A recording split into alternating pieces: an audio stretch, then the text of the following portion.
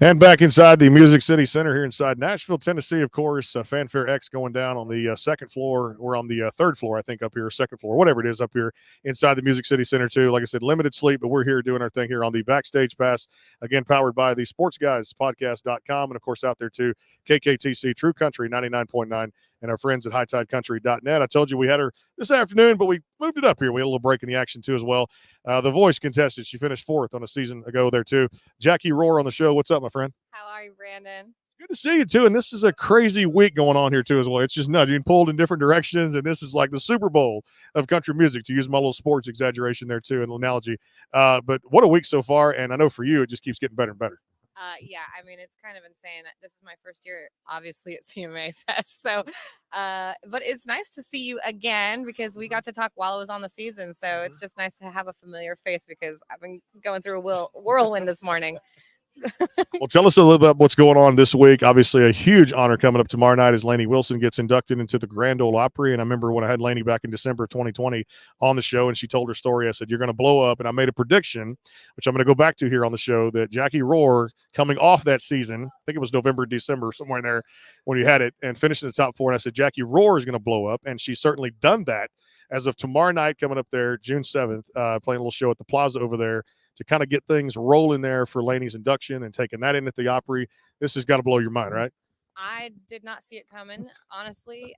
They told me 2 weeks ago that they picked me. So I was like, yeah, obviously I'm gonna whatever I had planned is out the window. So Talk about that show. You know, I love it so much because there's so many of these reality shows out there in different countries, and of course, what goes on here with Idol and The Voice and AGT and all these things. But in America's Got Talent, but all these cool things and the coaching on there from those legends that you have and what you learn from song choice to wardrobe to stage presence to singing a song to the millions of followers that they have out there to kind of build your artistry and build your career.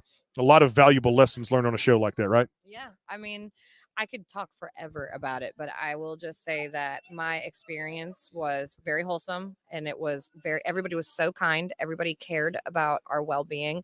The contestants were not competitive in nature. It was like a family that we just all were bonding going through this very stressful time. And, there were days where we had to rehearse and some of us would, you know, listen to each other's songs, and Huntley lived 3 doors down from me, so he'd be like, Jacquie, can you come record me? I need to send this to Niall. So I'm sitting here like I'm helping you win right now, but at the same time I'm like, God, that's so good. The feedback that you get from a coach like that, stepping into those sessions for recording and picking the song and to get their feedback and what it means, because they've done everything you can do in the music business to get that kind of feedback and just that advice from them about how to arrange a song and how to do runs. And, hey, I would do this a little bit differently here. I would, carry this note or, put a little bit of an extension on a note or something like that. The little tidbits of information that they gave, how valuable was that? I can't put a number on it, honestly. I mean, Reba was, from the moment I walked into the room,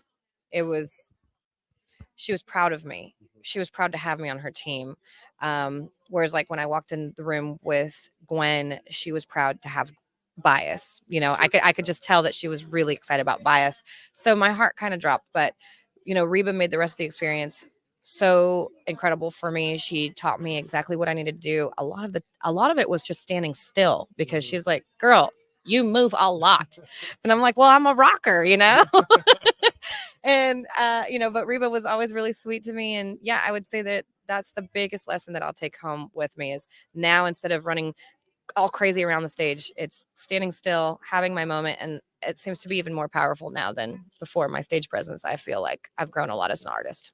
Let's talk about music and what fans can expect here for 2024. I can't believe we're saying halfway through it here in June. It's just about to be halfway through this new year. We feel like we just started. For you, what can fans expect music-wise? Okay, so just about 6 weeks ago, I released Learn About Love, a banger. Yes, but I do have another song coming out called High Heel High. Leanna James McCollum wrote it, and but I absolutely connect with that song 1,000%.